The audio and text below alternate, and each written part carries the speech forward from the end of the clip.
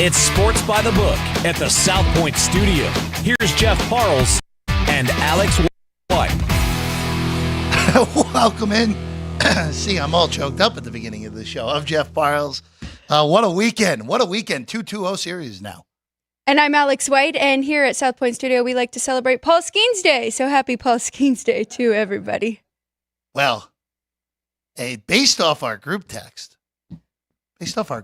yesterday, very, very disappointed, Frank Nicotero,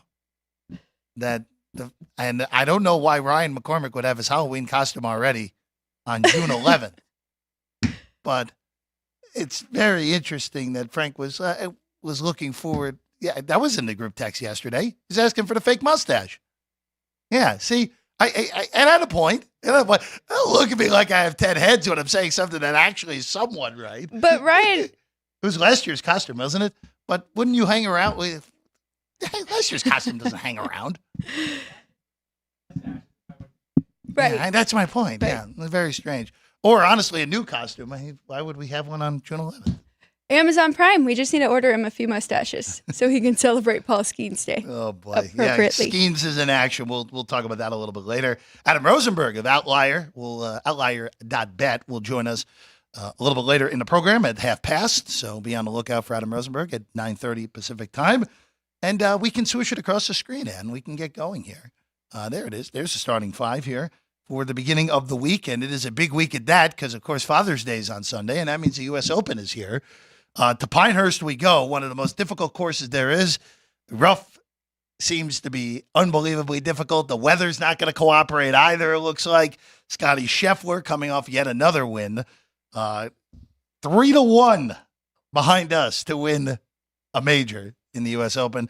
PGA champion of the year, Xander Schauffele, and then, of course, Rory McIlroy, who's looking for that elusive major that he has not won in a decade now. He has not won a major in a decade. Both at 10-1 on this.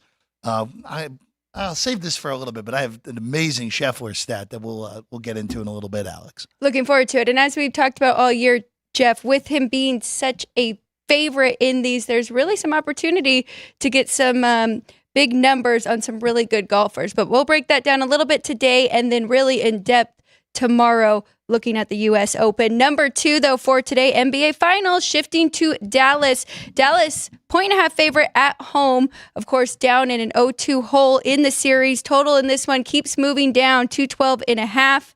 And then we've got updated series prices on both of these teams. Yes, we do. $8 on Boston right now. We will hold that Mavericks one because there are some angles you're looking to play that aren't just the traditional, hey, they're going to win the series angles that we'll get to in less than 5 minutes because that's the first thing up after the starting five. The Florida Panthers, I nearly said Carolina, which would have been interesting if we had Bryce Young on the ice instead of the Florida Panthers. Florida's up 2-0. They win last night, 4-1. Our guy Frank sweating. Frank took an under. Greg Vaughn's influence was that strong yesterday on the show. By the way, Greg Vaughn, awesome on punchlines yesterday. Yes. 50 home run hitter in the season. If you missed that, make sure you check that out in between our show and Frank's show later this afternoon. Oilers are plus 350 on the series price, minus 450 on the take back for Florida, minus 130 on Edmonton in Game 3. There are questions about Alexander Barkov's availability after leaving the game yesterday after taking an elbow from Draisaitl in that third period. Barkov, who was the pre-series favorite on the Panthers to win the Conn Smythe, even though Ryan McCormick brought it up, there's never been the name Evan on there, Alex White. And Evan Rodriguez making a nice claim to this Conn Smythe last night with 2 goals. Yes, 2 goals in the third period to really put that game away. Oilers are struggling. I mean, they're really good on the power play usually, and they just haven't been able to capitalize. They've still been very good on the power kill, but it's looking very tough for Edmonton. Number 4, WNBA. On a Tuesday, we've got 3 games for you. Minnesota Lynx come to Las Vegas to play the Aces. Now, the Aces are on back-to-back losses. We don't see this often, but Jackie Young, questionable, and Chelsea Gray now upgraded to questionable. I do not think we will see her just yet, but the Aces, 6.5-point favorite in this one, total 164.5 here at South Point. Chelsea Gray still has not played since Game 3 of the WNBA Finals a year ago. with that leg injury. And like you said, if we see Gray tonight, it would be very limited, even though I think you and I are in the same camp. Probably won't see her today. Probably will see her on Saturday, though, because the Aces will play the Liberty in a WNBA final rematch here in Vegas. And then number 5, who had the Royals and the Yankees as the series of the week going into this week at the beginning of the season? Yankees last night take game 1 of that series, 4 games to 2. Take it 4-2 in the first of the best in that 3-game series in Kansas City. Brady Singer, Marcus Stroman tonight. Stro, minus 130 tonight. Total's been banged up as well from 9 to 9.5. So it's hot, a little windy, blowing out in Kansas City today. Summer in Kansas City. There are not many more humid places in the country than KC. So you'll be seeing a ball flying once that weather really picks up there in Middle America, Alex. The Yankees are really staying in everybody's view here, right? Coming off a great series over the weekend against the Dodgers, and now one of the best series that we have going on against the Royals. Yankees still a American League best, 47-21. Them and the Phillies are separated by percentage points. Phillies technically ahead of them because they played 2 less games. Phillies do return back to the United States to take on the Red Sox at Fenway with Zach Wheeler tonight as well. And Adam Rosenberg may have a play on that game in 25 minutes from now, 24 minutes from now to be exact. Here's your starting 5 here to kick it off here on Sports by the Book. All right. You go to the NBA first. Let's start there. Alex, I'm very concerned about the Mavericks' long-term viability in this series. They're down 2-0. They lose the game where Boston couldn't make threes for the majority of it. Dallas couldn't make threes either. But Boston, until the fourth quarter, had only 4 3-point, until Pritchard banked in that 3 at the end of the third quarter, only had 4 3-point makes until that ridiculous bank. And that was kind of the moment, like, all right, this is probably going to go Boston's way. They pushed it to 9. They win by 7, 105-98. Boston's an $8 favorite now in this series, Alex, plus 550 if you have the fortitude, or some other word that probably is better than fortitude, on Dallas at plus 550. You know, it's just one of those, and this kind of goes back to what I've said this whole series, and you've kind of said the other way with this, where Boston, who on paper is the all-time great team, they win the title going to 80 games when you include the regular season and postseason. They look the part. And the way that this current NBA is structured, this team, Brad Stevens has put together an awesome roster. And Alex, the trade of Damian Lillard. Remember that day? Remember that day during football season? Damian Lillard's going to Milwaukee. This pushes Damian Lillard and the Bucks into being the favorite. They're probably the best team in the Eastern Conference. Oh, in a roundabout way, Drew Holiday went to Portland. Portland traded Drew Holiday to Boston. Yep. Made Boston an even stronger team and has turned this from a good team into this behemoth that they are right now. I'm confused. You said that they do look the part? Absolutely. Well, I mean, look, there's only so much you can fight on this when you look, let's say they win this in 5, 16-3 in the playoffs. Sure, them the breaks at this point, right? That's kind of how it ends up being. They were the best team most of the year, if not all the year. And again, when you get the run through the playoffs that they've gotten, really good teams, the great teams show up like this, and they at least have. They haven't been tested at all. Part of that is their own greatness.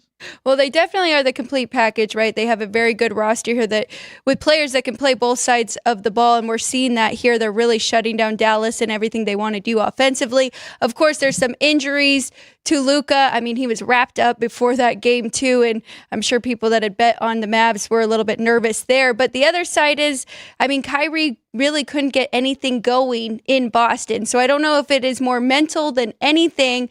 I don't think that the Mavericks are going to get swept here. I think they are going to win one in Dallas. I think this one coming up is probably the best opportunity for them to win one in this first one. And they need a lot more from the supporting cast.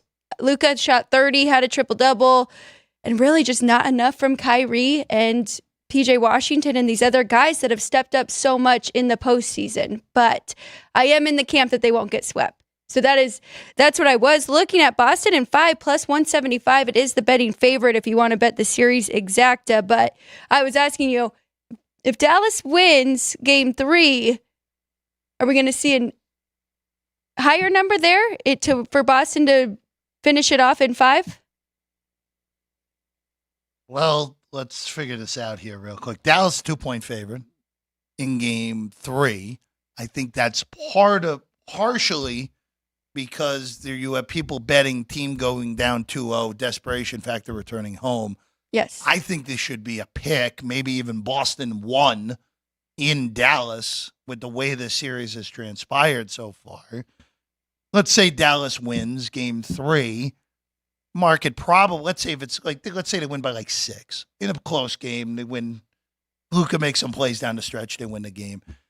What did you say? That comes back to probably pick Dallas 1, maybe, probably a pick in game 4 when you take out the extra incentive that the bettors are putting on getting this game 3. Because if Boston wins game 3, series over. Good night. See you later. Maybe Dallas wins game 4, but that's it. That would be all. I don't know. I'm not 100% certain on that. I think that's a better question for Chris. I think in theory it would have to go up, especially if Dallas is favored to win game 4. So I don't know how much more it would be. And also, you would also imagine that a lot of the books, that was probably the most bet prop going into this. So the books have to at least balance what their current liability is on top of it. So maybe you probably would get a small bump, but it would not be the bump you're probably looking for. That would be my guess. That's a great point too, Jeff, because it probably was one of the most bet exactas going into this series. And you also make another really good point. If Boston wins game 3, then it's still looking like they're going to finish this in 5, right? So might as well take it now. Alex, who do you think's the MVP right now? Ooh. That's the question that's on a lot of bettors' minds, because during that game, I saw a lot of bloated Drew Holiday tickets out there. A lot of people pumping their chests, saying, I got Drew Holiday at this number or whatever. Right now, just for market prosperity, plus 145 on Tatum, plus 150 on Brown, 6-1 on Luka, plus 750 on Holiday. Remember, Porzingis re-injured himself in game 2, questionable for game 3. Mazzulla seemed pretty confident he was going to play after Sunday night's game with the way he talked, all the way back down to 40-1. And then Derek White's 50-1, and then Kyrie 100-1, just setting money on fire with that 22-1 bet. But I would right now, if I were voting, and thankfully I only have a vote for a Big 12 preseason poll right now, I would vote for Jaylen Brown personally. So I would vote for Jaylen Brown. It would be very close between him and Drew Holiday, but I would give the edge to Brown right now. I would too, and you can tell that he's been not only contributing in a bunch of different ways, but he's also been the leader on the court for this team. So I would definitely go with Jaylen Brown. And I know Tatum's done a lot of things outside of scoring, and the assist and the rebounds and all of that is very high. But I think right now, as you mentioned, it's Jaylen Brown and then Drew Holiday before we even have Tatum in there. So surprised that he is still the favorite, but we do still have at least 2 more games to go. You know, it is interesting because Tatum. And it's so weird, again, that we have, it's not just me on this, where this team's going to win 80 if they win the title. Tatum is going to lead them in points, rebounds, and assists in this postseason. And it's like, not impressed. Not impressed, which is so bizarre because of all the other points we made already. They've dominated through the postseason. If they go win the series in 5, they're 16-3 in the playoffs. Right. Not many teams have done the postseason that way. They caught the best one ever, 16-1, as we know. But that's been it. I mean, it's crazy to really look at it this whole way, Alex. There is still a shot Tatum wins. Oh, 100%. He's the betting favorite for, like, when you're the best player on the championship team, you have an extra advantage. Even if you don't have the best series on your team, right? You still have a decided advantage. And all this takes is Tatum to have a big game and a closeout game, and that's that. Probably. That's true. I mean, let's say Boston sweeps and Tatum in game 4 has 39, 10, and 7. You're going to win. They can win the MVP, even if Jaylen Brown or Drew Holiday or Porzingis or whoever was better in this series, Alex. Looking anything or any thoughts on the total in this game dropping down? And you mentioned it in the opening. Dallas shot really bad from threes in both games. Boston came back down to 24% or 25% in game 2. It's a good question. It's a good question on the total. Wouldn't you be inclined to think that if Dallas is going to win this game, it's probably going to go over? Wouldn't you imagine that? Yes. Now, I don't have a play on the side. If you told me Boston went there and won this game by 15 points and that was that, wouldn't be shocked. If you told me Dallas had a spirited effort in front of that home crowd and wins by 9, sure. 212.5 is far and away the lowest total we've had in this series by 3 full points now. I think this is correlated. If you like Boston, I think you like it under. If you like Dallas, you like it over. I think that's the way you have to look at this here. Favorite and over, dog and under in this game, Alex. And then do you expect a better performance from Kyrie in this one? You would hope. I mean, you know what's been the most amazing thing in this series about that is it's not just Drew. It's not just like, of course, Holiday's got a guard. Brown's got and Brown. Those guys got a guard. Luka. Drew's had a lot of time on Kyrie as well, but even when he's been off of Kyrie, I mean, Peyton Pritchard has guarded him well. It's been a little bit of a, I think, well, not a little bit. It's been a lot of bit of a disappointment so far from Kyrie, who looks like about the 8th best player on the floor right now in this series, which that's the case. Dallas had no chance whatsoever. Returning home, you'd expect, again, all the Kendrick Perkins, of all people, made this point yesterday on ESPN radio with Joe Fordenbaugh, former resident here in Vegas, and Chris Carlin. Like, the role players are going to play better. They're going to play better on their home floor. And I expect better games from Derek Lively. PJ Washington was fine in game 2, but he was not good in game 1. I expect better games from these role guys. That would probably spur Dallas to a victory. Again, if you made me play this, I would lean to Dallas. But I really don't have any interest in laying points or laying a price to have to take Dallas in this game. See, and I would look more to the money line here. And I think if you shop around, you can still get minus 125 for Dallas to win this game 3. But I'm with you. I think it is correlated. So I do lean to the over in this as well. And rather than taking a shot at which role player you think is going to really step up, I would look at just the total and going over in that one. You want to go to hockey? Let's recap hockey. We'll go to hockey. I will tell you this. The Florida Panthers, even in game 1, where Edmonton had the better of the play, and you could even argue last night there was time where Edmonton had the better of the play, this Florida team is just so rock solid. And we talked about it all year. Credit to you, credit to Lou for being all over this at the beginning of really months ago with Florida, where they're just so good defensively. They're so good built. They're built from the back out. Yes. And their front is awesome. Their offense, obviously, their forwards, great forecheck, great scoring ability. It was Evan Rodriguez last night who did most of the damage. Panthers win 4-1. They're minus 450 to win this series. Now, Alex, I'll just ask you this before we get into game 3 and also some Conn Smythe numbers that are sitting out there as well. How much are we looking at Barkov now, who left last night's game, didn't return, got hurt in the third period, took an elbow from Draisaitl that was called a penalty on the ice that actually led to the game-winning goal for Florida, that penalty. If Barkov's not there, how does this impact the way you handicap this game 3? And how does this impact the way you look at the rest of the series, where Florida, I think, is good enough to withstand Barkov being out, but he is their best offensive player.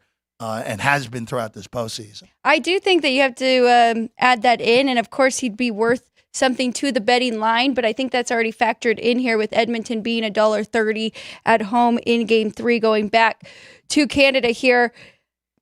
The thing that makes me nervous is the Oilers look tired. Last night did not look like the same team flying around the ice as they did in game 1 in Florida, where you said it, they arguably were the better team, more shots on goal, more aggressive, and Florida just got it done. Of course, not in the third period, which carried over to yesterday's game where they only had about 7 shots on goal going into the second period. So it makes me a little bit nervous here. I think Florida, I know Florida is the deeper team, and we've said that all year too, right? From line 1 to line 4, they are the more complete team, just like we are seeing with Boston on the NBA side. So concerns me a little bit. It might give Edmonton a game or even two here if Barkov is out, but not a lot of faith in them winning the series. I mean, Bobrovsky has been fantastic, and it's not just him. You said it. I mean, the defenseman in front of him, it looks impossible for these great hockey players to find any spot to shoot the puck into the net with all of them there. So then you have Skinner on the other side who was doing very well, but I mean, that power play goal that he gave up for them to go 3-1, you got to have those. Well, the one with Rodriguez, there was the two goals in the third period. One, he had no chance. Right. The other one, Rodriguez one, short side, top shelf. Yeah, I mean, that's got to be saved. Yes. It's got to be saved. And I know there was a small little screen, but that's a play that's got to be made if you're going to win a Stanley Cup. I don't remember. And now I'm confusing the order in my head, but the other one was just what he got to do. Just absolute sick play. Nothing that Skinner could have done on that. On the second Rodriguez goal.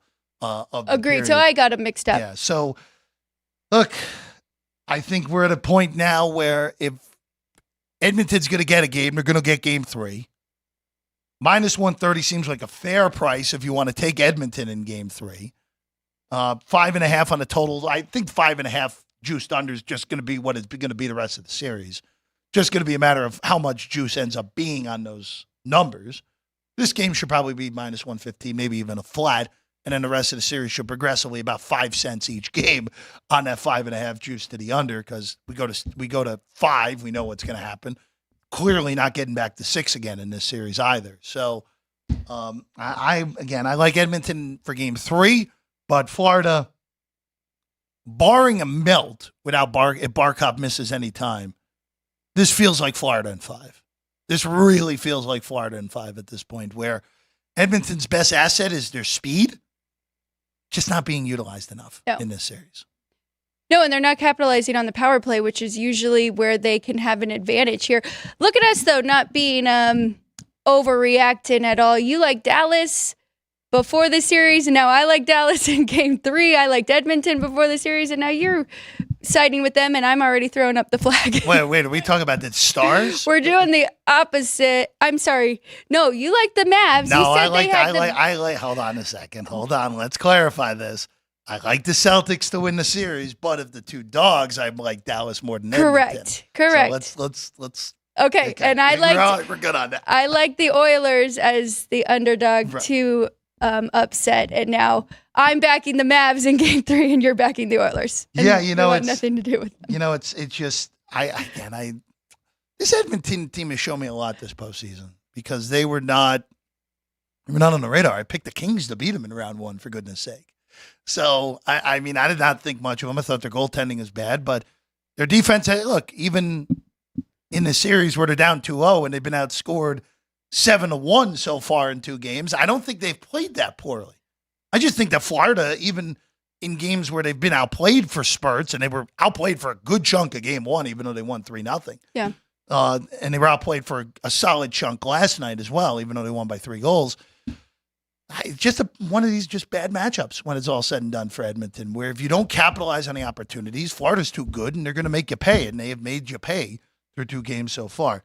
Quick update on the Conn Smythe, real quick. Bobrovsky's minus 160. I would be very surprised if anyone won this award other than Sergei Bobrovsky at this point, especially when you put into account that this is technically a full playoff award, Alex. Right. And I mean, how many shutouts has he had? He's had a few in this postseason, right? And to shut out the Oilers the way that he did in that first game was almost enough right there if they win that series. But again, same as NBA, still 2 more games to go. But I'm with you. I think it's Bobrovsky's right now. We'll just bring this up real quick on this. The rest of the pricing, McDavid's the only Oiler who's shorter than 10-1 at this point. He's 6-1.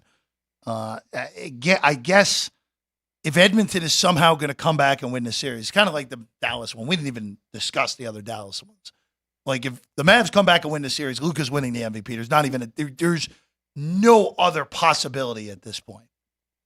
I think we're in the same camp at this point on Edmonton. if Edmonton were to come back in this series and win, the only way that happens is if McDavid just goes nuclear, which is more than possible with his ability and the fact that he's the best player in the league.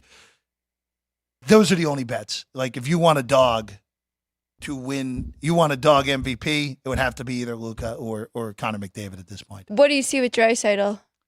I would be concerned that Draisaitl might not even be on the ice in Game 3. I think there's a non-zero shot he's suspended for the hit on Barkov. If it was a regular season, he'd definitely get a game. But the fact that it's the Cup final probably saves him, because that was a pretty dirty hit last night. I knocked Barkov out. Draisaitl, real quick, is 28. 28-1. Him and Evan Bouchard at 28-1. Okay. We'll definitely need to wait and see if he is going to be out. I would imagine he'll be there, but it's non-zero. I think there's non-zero. I would expect at some point today to be like, oh, there'll be like a disciplinary, like those hearings that they always do, even if there's no suspension that comes down from it. Just eyeballing the rest. By the way, Evan Rodriguez has gone from 250-1 to 60-1. So you're saying there's a chance, all right? Hey, Ryan McCormick, you let us know before the series started that the name Evan would be inscribed on the cup for the first time ever. It would only be appropriate if an Evan won the Conn Smythe in the first time. I still can't believe that. that no one, we've been playing high. The Stanley Cup's been around over 100 years. No one named Evan's ever been on engraved in the Stanley Cup. Apparently not. That's I mean, crazy. I trust Ryan in his research. The only thing that could do him in is if someone on Twitter was just having fun with him. But they talked about it in the broadcast. No, yesterday. I know. Okay. It's legit. It's legit. But Ryan McCormick is a thorough producer back there for Punchlines, which of course is coming up in about 2.5 hours from now. All right, let's take a quick break. We get back. We'll go into baseball with our guy Adam Rosenberg of Outlier. Sports betting, of course, with Adam. Coming up next, Sports by the Book, South Point Studio. South Point offers all the types of entertainment you'd expect at a first-class Las Vegas resort.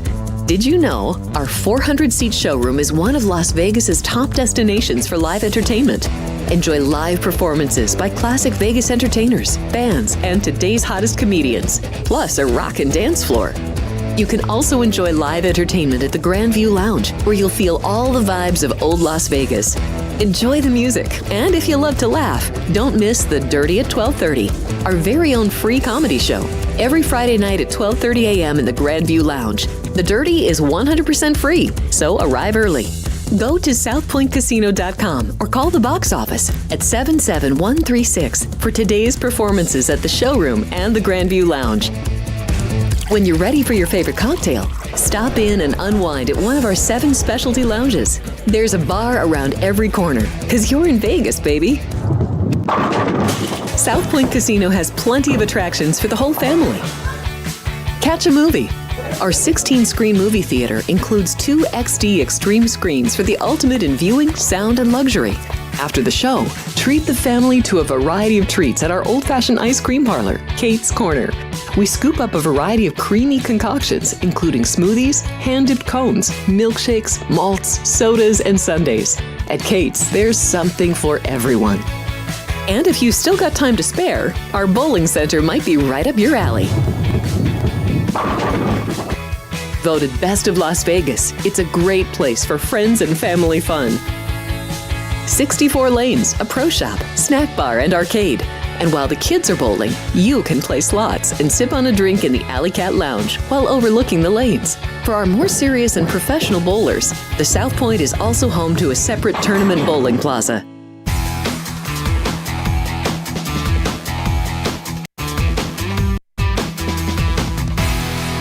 Welcome back in Sports by the Book, South Point Studio.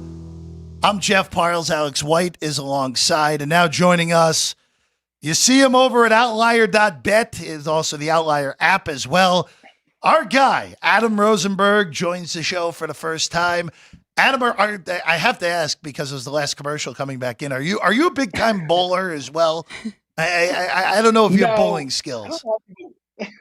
No, I don't have bowling skills. I tried to take my kid, who's 2, bowling, and she wasn't very good either, probably because she's 2. But no, I am not a good bowler. Everyone like looks at me, and maybe it's his shirt today that they're just like, "Oh, did you bowl in high school?" I didn't. I played hockey. But no, man, I'm stoked to have my South Point debut. It's fun. We're Good we're to see we're you guys. we're thrilled to have you, and I just want to start. Of course, we'll have to preface this all by again, yes, another Philly guy on here. I get it. There are a lot of them on this show, but Adam, the Phillies have the best record in baseball right now. The split over in London against my Metropolitans. Just how much are you buying this Phillies team? The offense, if not the best in the National League, the second best in the NL, and all the pitching. Ranger Suarez right now would be my vote to be the NL Cy Young. The NL Cy Young betting favorite. Zach Wheeler goes tonight. It's a good time right now for the Philadelphia Phillies. It's especially a good time for me because I live in Boston and I can see Fenway from my office, and they're playing there tonight. So look, this Phillies team has been built for this. They have this window. They have the right GM that said we're going to be winning this now.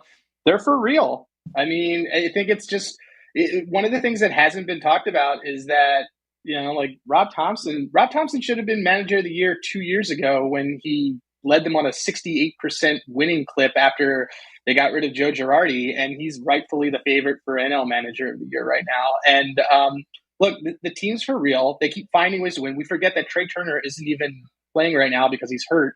And so we have, the other Sosa, Emmanuel Sosa, who has been raking, absolutely.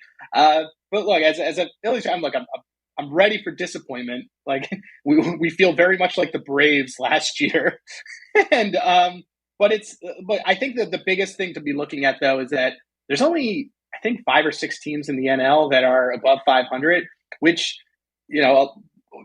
haters will say, okay, well the NL is pretty mid, but realists will say it's because the Phillies have beaten every team that's been put in front of them. Let me ask you this before we go into NL and AL awards here. I took a shot at Bryce Harper 100-1 to have the most regular season home runs.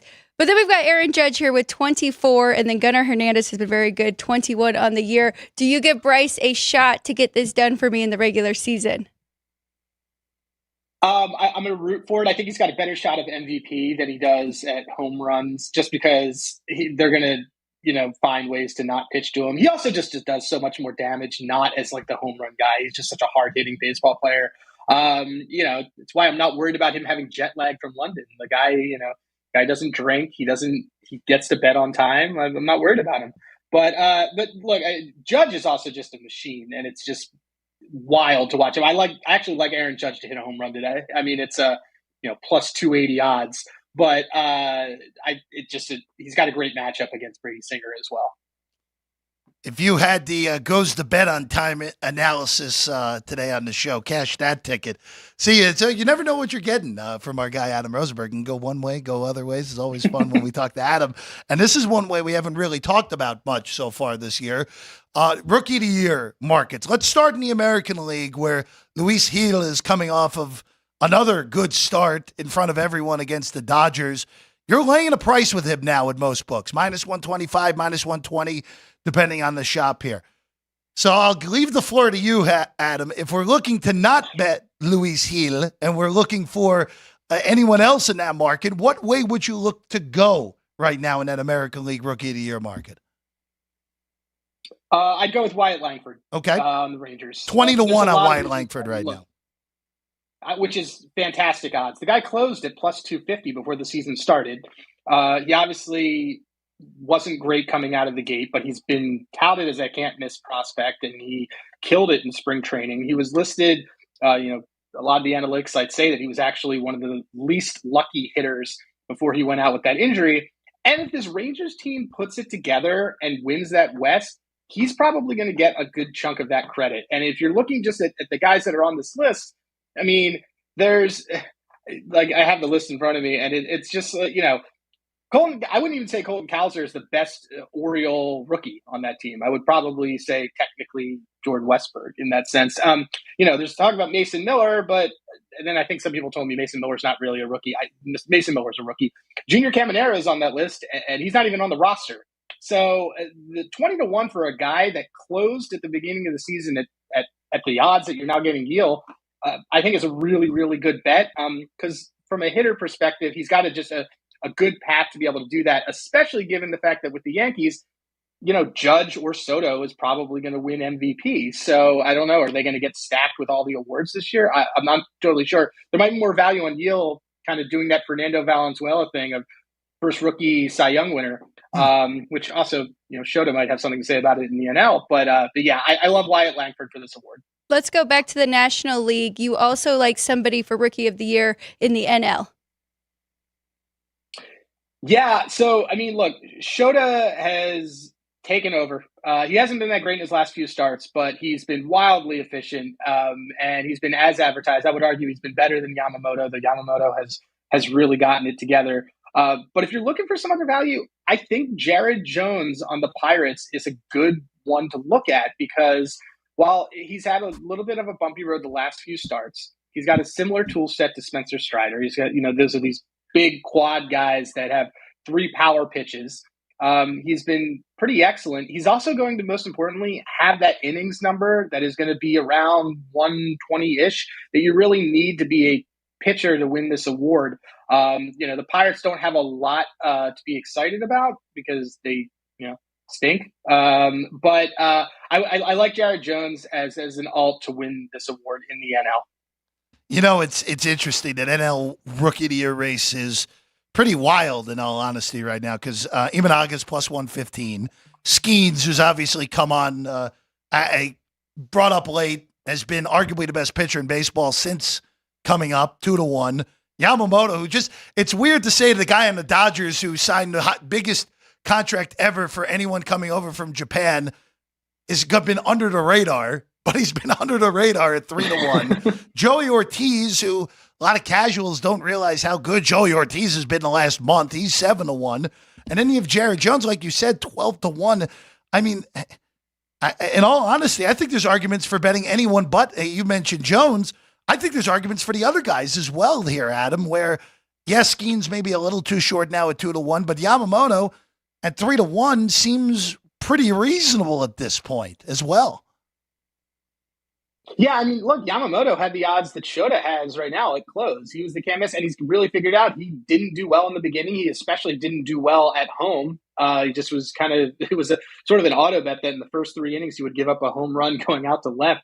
But, I don't think Skeens is a good bet. Skeens is not going to probably have the innings needed for this. He's projected to be around 83. And there's some stat I saw that was, over under 151 strikeouts for him. You got to remember that they're going to be out of it, really out of it, and they'll probably shut him down early. And he would have to, for him to hit over 151 Ks, given what the innings are, he'd have to, essentially be striking out 2.5 guys per inning. And I don't think that that's going to happen. I think that's it's the same way I don't think that Ohtani is going to win MVP in the NL, even though he's arguably the best hitter in the NL. There's just certain factors at play that I don't think make those really great bets. Ortiz has been a real fun one because he wasn't even the most talented rookie on that team. It was Chiriot. And Ortiz has been fantastic. I think it's impossible to get him to strike out. And he's a really good player on a Brewers team that, is way up in first place, as he's the most starting pitchers in baseball.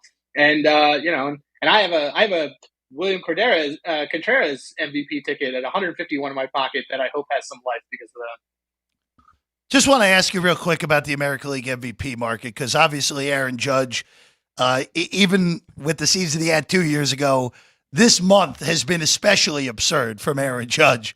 And he's all the way down to plus 110 to win American League MVP. Juan Soto is, yes, he missed a few games this weekend. He returned in Kansas City last night. He's up to plus 475. Doesn't that feel like that's a bet at this point at that number for Soto? And then if Judge just beats you, he beats you at this point? Yeah, I would agree. I think that they also they want to give it to, there's guys that they want to give it to, and there's guys that they just don't want to give it to just because it's, people like change. Writers are dying to give Mookie Betts the MVP in the NL because, Acuna got it last year. And a lot of big baseball nerds say Mookie Betts is more valuable.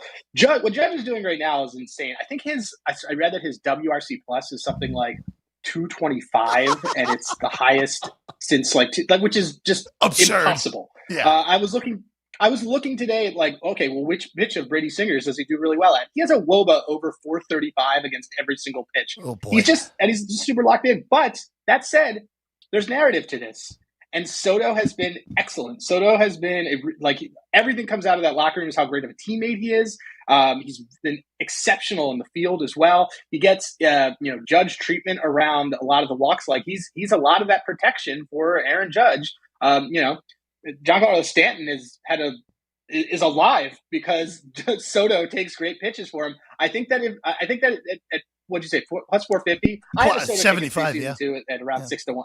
Yeah, plus 470. I think that's a bet right now. It's one of those. It's one of those two. It's either Judge or Soto. Adam, let's go to some games today. You found some value in the Cleveland-Cincinnati, the Battle of Ohio here. The Guardians have Tristan McKenzie. They're a $1.20 favorite, and the Reds send Nick Martinez to the mound. Total in this one is 9. Where'd you find value, side or total?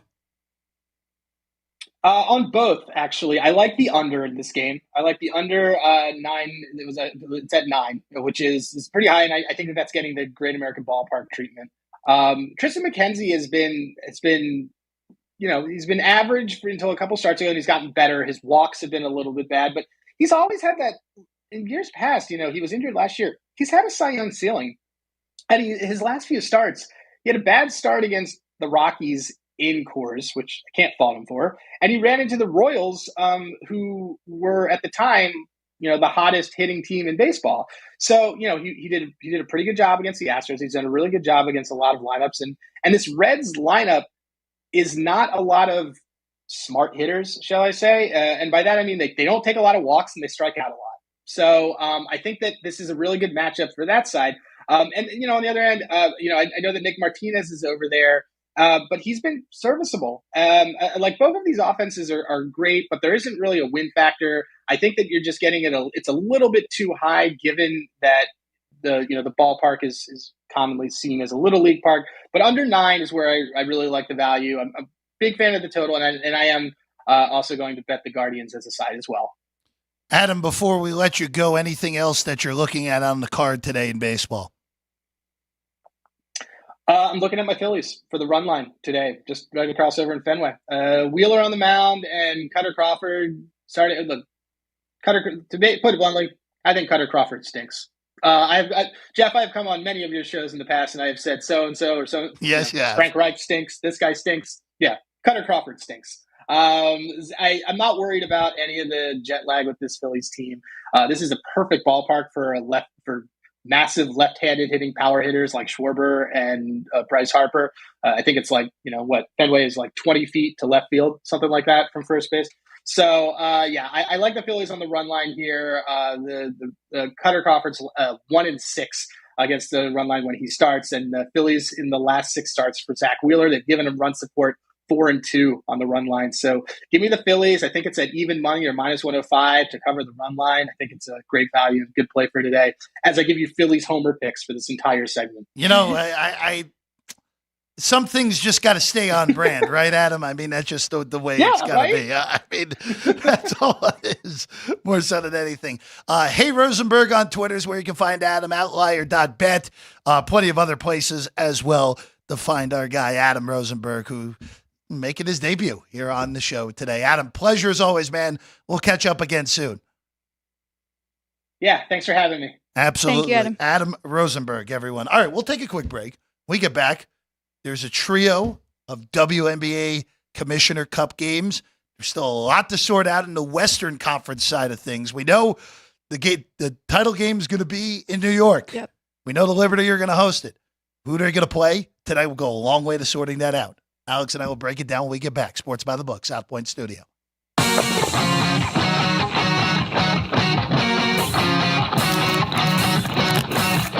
Once you've satisfied your hunger, get ready for more of the hottest casino games in Vegas. Our 24-hour, 30-table non-smoking poker room proudly hosts all the most popular poker games with a variety of betting limits. Visit the poker room for a schedule of daily tournaments, Whether you're going to hold 'em or fold 'em, the best place for poker is at South Point Casino. You'll notice that our craps tables are usually the loudest in the casino. If you've never played, join one of our free craps lessons to find out what makes this game so exciting. Check with the craps dealer for schedules and give it a roll. Bingo is also an exciting way to spend your time. We offer 7 sessions of bingo every day. And each session includes a cash ball jackpot, 12 bingo games, a progressive double action game, and a $10,000 bonus coverall. Electronic units are available. If you haven't played bingo with us, give it a try today. Guests can also get in on the action at our one-of-a-kind race and sports books. 2 separate rooms designed to maximize your experience and comfort. Our sports book, with over 400 seats, puts you right in the middle of the action, 24 hours a day. The friendly ticket writers are happy to help, and it's conveniently located next to the famous Del Mar Deli, where you'll find supersized portions of delicious deli items like roast beef, pastrami, and Reuben sandwiches, or soups, salads, and pizza, plus spectacular desserts fit for a king. And right next door is the race book, over 150 seats, each with its own TV screen. There are 16 interactive player terminals, so you can bet right from your seat.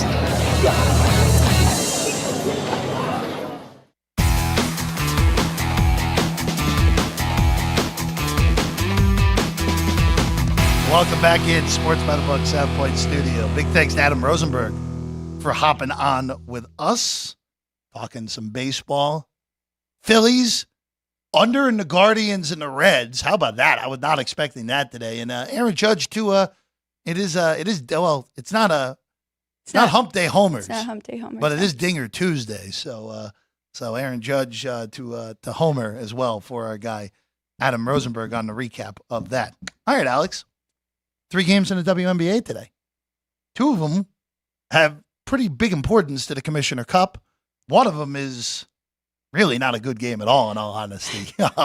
So let's get the mediocre one out of the way first. How about that? Washington's still winless on the season. They go to Atlanta. The Dream 7-point favorites with a total of 157, which is a market high, by the way. It's mostly 156.5. I really like the Dream in this spot, and you can lay the points here or take them on the money line if you want to tie it up with something else, but I think they can cover this 7 very easily. I know Washington will eventually get their first win, but the Dream are 5-4 on the year. They're 1-2 in Commissioner Cup games, so I think this is a big one for them to get 500 here in Commissioner Cup games. Atlanta, 5th best defense in the league. So, I mean, you brought this up weeks ago. Much better defensively than offensively, which is kind of surprising for this Dream team. But I think against the weakest defense in the league, they'll find some success here tonight. I also like Alicia Gray. Maybe look at her point. She had 19 points in the first matchup against Washington. She had 24 against the Aces, 16 against New York, and 14 against the Sky. So she's playing very good, and maybe even Ryan Howard too. But lean to Alicia Gray more, and Dream -7. Still awaiting the return of Jordan Canada as well. And whenever Jordan Canada gets back, the Dream will have to be looked at a lot differently than they are at the moment. Right in the middle of the league, I would say at the moment. Maybe start pushing for maybe the 5 seed. Yeah, I think so. If they can get Canada back and healthy. Minnesota comes to Vegas here tonight. The Aces are not playing well. Losers are 2 in a row. A pretty stunning one in LA over the weekend. They're up 14-0 in the game and end up losing the game 96-92. And they're still roster-wise. Chelsea Gray is getting closer to returning. She's questionable tonight. We may see her for the first time this year. But this is, again, I don't want to sound any alarm bells. This is a team that wins back-to-back titles. They still have the best player in the world. They still have arguably the best team in the league. But this has been a pretty bad stretch. These 4 games, they mixed in the win over the Wings. But other than that, this has not been a good stretch for the Aces, losing 3 out of 4 and not looking good in those losses. Well, Willie Ramirez came on Saturday and talked to us about WNBA, and he said that they have no depth, and he is correct. And then that day we saw Kate Martin get her first start, and nothing against Kate Martin. She's done fantastic. She's doing very good in Las Vegas, but I think that tells you enough right there if she's already starting in this league. But you're right. I mean, once they get Chelsea Gray back and a healthy Jackie Young, I think they'll be okay and they'll figure some things out. There's just some other teams that their chemistry is really good, and that includes Minnesota Lynx. And remember, they have played very well. They lost to the Aces, though, by quite a bit. So you have to add in a little bit of revenge here for the Lynx coming to Vegas. The way I decided to play this was the Aces team total. I'm going under that 86. Minnesota is the second best defense right now in the WNBA, and I think they can really at least slow this down. It's an important Commissioner Cup game here between these two, so it's going to be a grinder. I'm not sure on who to bet on to actually win it. I would lean to the points here with the Lynx, but I mean, Aces don't lose 2 games in a row, so you're going to get a very good effort from them. I just like their team total under 86. They are trending that way too, 6-3 to the under in their team total. They just have been inflated since the beginning of the year. Right now, the Minnesota Lynx are 3-1 in Commissioner Cup play. They're tied with the Mercury, who right now, the Phoenix Mercury would represent the Western Conference in the Commissioner Cup final, which is something I don't think anyone would have expected. Probably would have been the fourth. Well, not probably. They would have been the fourth choice if there were betting odds out there on who would represent the West in the Commissioner Cup. They're not in action tonight. They're in action against the Aces on Thursday in what could be a game that the Mercury 100% need in order to win that, win the pod. Seattle has the 2 worst teams on paper left in the West in the Commissioner Cup games, including tonight, where they welcome the Sparks up to the Pacific Northwest, 11.5. This is the most variety of total I've seen, period. And I wonder if just the computer hasn't updated behind us yet. Oh, actually, no. I know what happened. They took a gigantic bet based off of this. 159 at Superbook right now still on this total. It's down to 156.5 on the total here.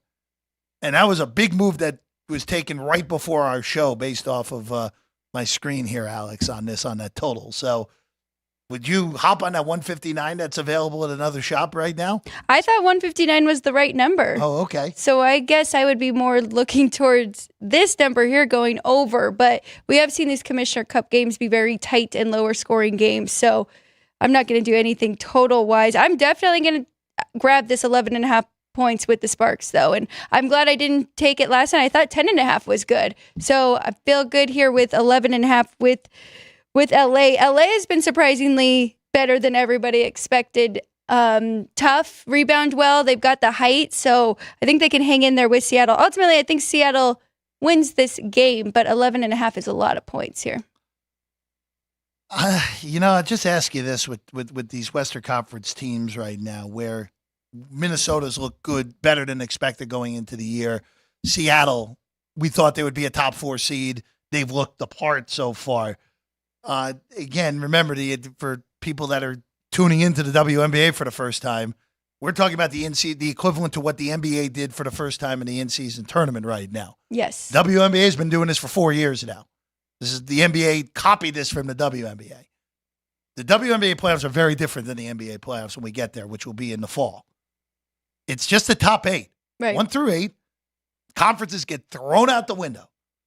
So these games not only important for this, if the standings continue to keep being jumbled like this, I mean, right now, the Las Vegas Aces would have to go on the road in the first round as a 6. Wow. So a lot of season left, 40 games, unless if you're the Fever, where they've already seemingly played more than half of their games already. But it is a lot to keep track of, especially for a lot of first-time fans who have not watched the WNBA before this year, Alex. And I believe we have 3 more days of Commissioner Cup games, right? Through Friday. Yep. So, it'll be an exciting last 3 days here. But, I mean, really, I'm very impressed with a lot of these teams and where we have these standings. It's definitely made it more exciting this year. I will tell you this real quick, and we'll talk about it on the show on Saturday because we'll be on the air before that. In that WNBA final rematch between the Aces and the Liberty, which will be just due north of us at Mandalay Bay, I will be fully prepared to bet the Aces in that game. Wow, I was not expecting that. I'll be fully, because especially if Gray is questionable for the beginning of this week, Jackie Young's working through it as well. Saturday, they're probably both going to be playing. And especially if the Aces continue, like, let's say the Aces struggle and win tonight or lose tonight, they have a game that they'll likely win later in the week. I think they'll win in Phoenix, even though Phoenix has done well in this Commissioner Cup. But that kind of feels like the spot that, hey, especially when you're a two-time defending champion, you get up for the game that you played, the team that beat you in the Commissioner Cup final a year ago and the team you beat in the WNBA finals. And right now, I know the Sun had the better record. The Liberty are the best team in the WNBA at the moment. Yes, they are. I would agree with that. I bet the Aces will still probably be a 4-point favorite. Are you? I was thinking 3.5. Yeah. 3.5, 4. They'll be a bigger favorite than. That's part of the reason that I think I like it, because it's like one of those to be like the public will be whoa, wait a second here. I can get the Liberty a plus 160 on the money line. Yeah. Sign me up right now. So I think I would be a scenario where I would look to lay the Aces in that game. Assuming it's not like, let's say like somehow we get like a 5. Right. I think that would be nuts. And I don't think if they're 6.5 tonight against Minnesota, there's no way that number is going to be north of 4. No, like the 4 is the most against Liberty. So which actually based off that, and I know that Gray and Young are questionable. Yeah. Might be 3. Not talking through this. We'll get it on Saturday. For sure on that. All right. Before we go, tomorrow, double dip. Brady Cannon's in studio. Golf.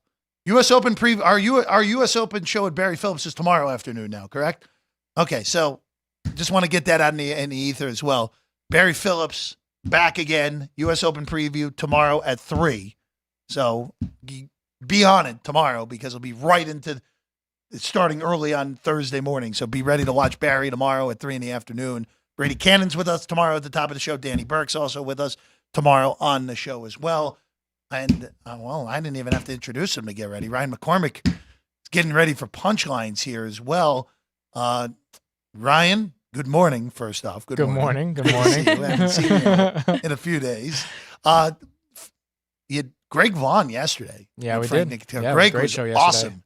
Yeah. He did not join the F-Bomb Club again, at least. He did. Oh, he did? Yeah, he's now a That's two-time the one part member. of the show I didn't see that. Yeah. How early? So he's now a 3-time member? Dose.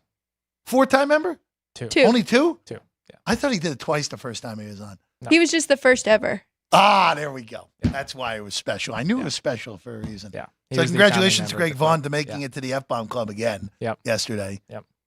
What do we got today here on a Tuesday? Today we have our own Matt Neverett, the play-by-play he's not sick color anymore? commentator. Yeah, Okay. the Las Vegas Aviator. So he'll be in studio. He's been giving some good picks recently. We'll also have some good posts with punchlines. We're going to have a top 5 Tuesday. So looking at a random stat, the top 5 across Major League Baseball. And then an NFL athlete decided to do something with Harlem Globetrotters. So if you want to figure out more about that, tune in at noon. So. Very interesting. Tune in at noon to get. I didn't see that. I'm gonna have to. We're gonna have to. You're gonna have to watch at noon with the rest of everybody, Alex, on that. Also, Ryan McCormick. I will bring this up. So, fun plans coming for us in the month of July. A few of us will be going to Big 12 Media Days for football. Yes. Us and a cast of thousands to see Deion Sanders' press conference on Wednesday, more likely than not of that week. You, me, Frank, and I guess Drew Dog and Sean, because they're technically credentialed as well. Yeah. All, if we want to, have preseason votes. Yeah, for Big 12 right awards. now. Sorry, Alex. Yeah. Alex has better things to do that anyway.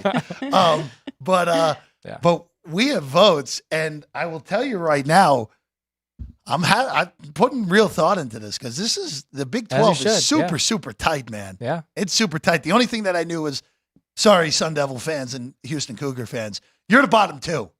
Other than that, very difficult. And it's just kind of testament to what Chris and Vinny have said.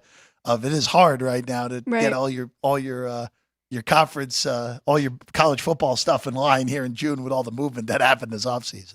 Something that I just noticed: we make an Oreo right now. On